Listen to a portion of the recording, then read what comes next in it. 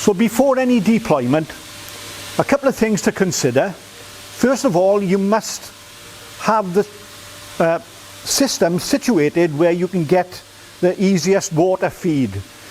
But also you have to consider the ground that you are setting up on, because if there's a slope, then an ideal situation, you want it to slope to the dirty side where you're accepting the people that you are trying to control. So always try and slope it so the dirty water is running down to be pumped away. I just wanted to show these ducts, these big diameter ducts at this end of the shelter. Normally used either for air conditioning or for a heating system, and it just blows it in. There's one on each side, and there are many different configurations. You can have them at both ends if you like. Generally speaking, this kind of equipment, a heater or air conditioning unit, would always be on the clean side of the operation. So having these ducts at this end means that this really would be the clean end of the shelter. So you'd have to pitch it this way to keep all your equipment as clean as possible. There are also some smaller ducts as we go down the side of the shelter for electrical cables and for the submersible pump and things like that. But all these can be reconfigured and made to order. Okay, so here we are at the entry point of our little setup here for the sake of this video. So this is where we would accept the casualties in this particular incident. And this first vestibule, if you like, is really where we consider exactly which way we are going to deal with the casualties. The shelter is effectively split up into 3 corridors. The central corridor here is normally for people who need to be assisted through the process. So they may be on a gurney, or they may be handicapped, or they may be in wheelchairs, but that's normally why this central track is used. And then we have one track on one side and another track on another side. They are normally for casualties who can look after themselves or need little or no assistance, and generally they are split by male and female to each side. That's not a hard and fast rule, but that's generally how it's used previously. So this first vestibule really is used to kind of sort out which way we'll be going with the casualties. So if we go up the main track first of all, so through the first curtain we have our decontamination area. Okay, so here we are then, we've come through the first curtain, and this is really the main decontamination section in the middle. As you can see, there are 4 hose connections. At the moment we've got a handheld shower gun, and we've also got a handheld brush for washing and decontaminating. And again, this area would now be used for assisting people through, and this is where all the main cleaning would go. But it's important to remember at this point that all these connections are quite manageable, and they can be put over into the opposite sections as well to assist in cleaning on either side of this central section. They're not just for this area.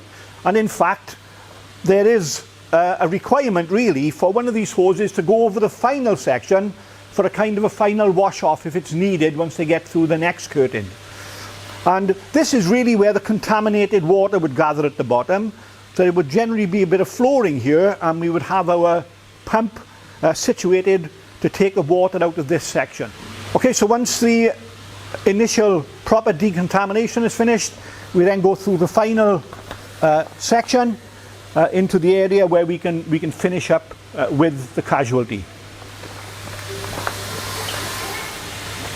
Okay, and now we're into the final section, and this is where we can do any final cleaning, because we can quite easily use a brush or a shower head from the central portion to finish the cleaning that may be required in this area.